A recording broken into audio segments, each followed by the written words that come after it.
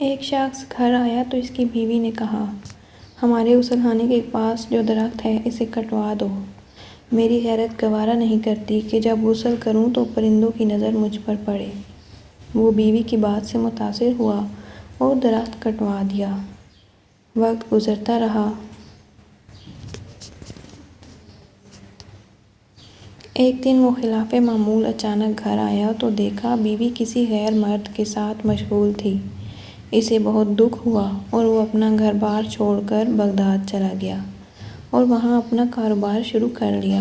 اللہ تعالیٰ نے کاروبار میں خوب برکت دی اور اپنے روزافزوں کاروبار کی بدولت وہ بغداد کے سرکردہ شہریوں میں شمار ہونے لگا، یہاں تک کہ بغداد کے کوتوال تک رسائی بھی حاصل کر لی۔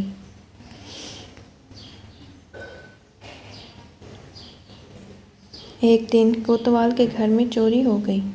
پولیس نے مجرم کا سراغ لگانے اور پکڑنے کی کوشش بہت کی لیکن ناکام رہی۔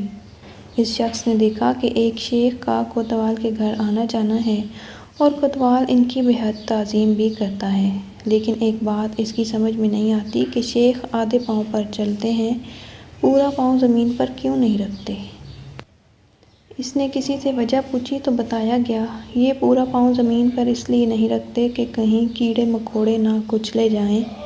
وہ شخص فوراً کوتوال کے پاس گیا اور اسے کہا، جان کی امان ہو تو عرض ہے کہ آپ کی چوری اسی شیخ نے کی ہے۔ جب تحقیق کی گئی تو مال مسروقہ اسی شخص سے برآمد ہوا۔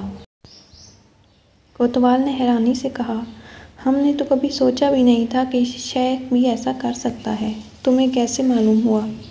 اس شخص نے کہا، میرے گھر میں ایک درخت تھا جس نے مجھے نصیحت کی، جو لوگ ضرورت سے زیادہ نیک نظر آنے کی کوشش کرتے ہیں وہ عموماً نیک نہیں ہوتے۔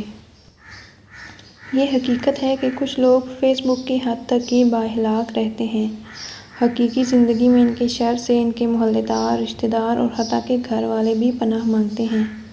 ایسے اخلاق و نیک نامی کا کیا فائدہ جس سے صرف وہی لوگ فائدہ اٹھائیں جن کا آپ کی پریکٹیکل لائف سے کوئی واسطہ ہی نہیں۔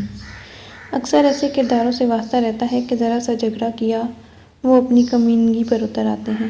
ذرا سا اختلاف کر کے دیکھ لیں کسی سے، اپنی ٹائم لائن پر موصوف کیا بنے ہوتے ہیں اور حقیقت میں کیا